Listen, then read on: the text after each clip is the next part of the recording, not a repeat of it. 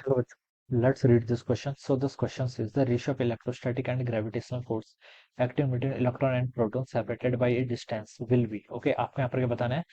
Ratio बताना है electrostatic force और ग्रेविटेशनल फोर्सेस का। आपको बाकी सारे पैरामीटर्स क्वेश्चन में गिवन है, ठीक है, जो जो नेसेसरी है। तो चलिए इस क्वेश्चन को स्टार्ट करते हैं।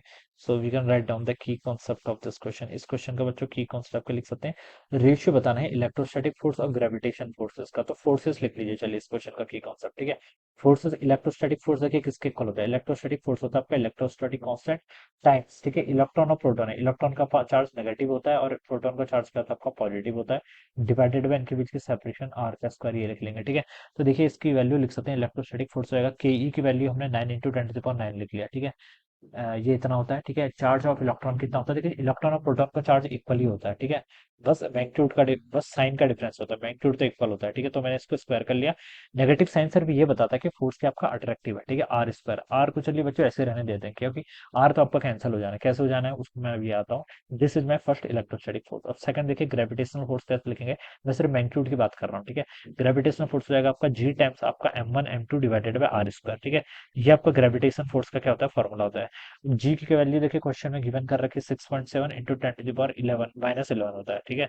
M1 M2 mass of electron और मास ऑफ प्रोटॉन। इलेक्ट्रॉन का मास बच्चों कितना होता है आपका, क्वेश्चन में भी गिवन कर रखा है और आपको पता भी होना चाहिए, 9.1 into 10 to the power -31 into mass of proton. Proton का मास होता है आपका 1.6 into 10 to the power -27 KG के इक्वल, ठीक है। ये गिवन कर रखा है, डिवाइडेड बाय कितना हो जाएगा आपका r square. This is my equation number 2, ठीक है।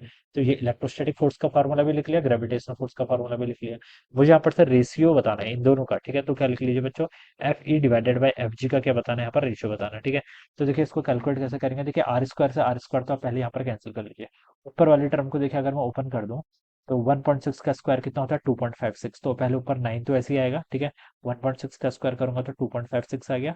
10 to the power 9 यहाँ पर है और 10 to the power -19 का स्क्वायर कितना, -38। -38 प्लस 9 करेंगे तो 10 to the power -29 हो जाएगा। तो ये टर्म तो आपकी यहाँ पर ऐसे हो गई। डिवाइडेड बाय डिनोमिनेटर में देखिए बच्चों 6.7 इंटू 9.1, ठीक है। इसको देखिए आप सॉल्व कर लीजिए। चलिए 6.7 इंटू 9.1 करेंगे तो आपका 60.97 आ रहा है। कितना आ रहा है, 60.97 इंटू देखिए 1.6 वाली टर्म यहाँ पर आ रही है तो 1.6 ही हो जाएगा, ठीक है। अब देखिए पावर वाले फैक्टर पर देखिए, पावर देखिए 10 to the power -11 यहाँ पर है, 10 to the power -31 यहाँ पर है, कितना हो गया -42।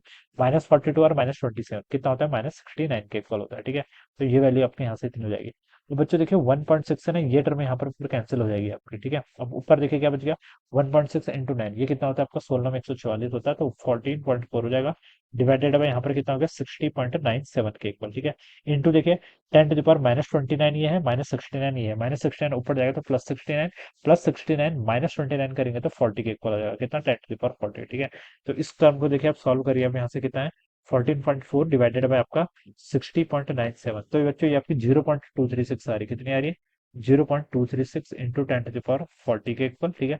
रेशियो है तो यूनिट नहीं होगी, 2.36 इंटू 10 to the power 39 लिख सकते हैं इसको, ठीक है।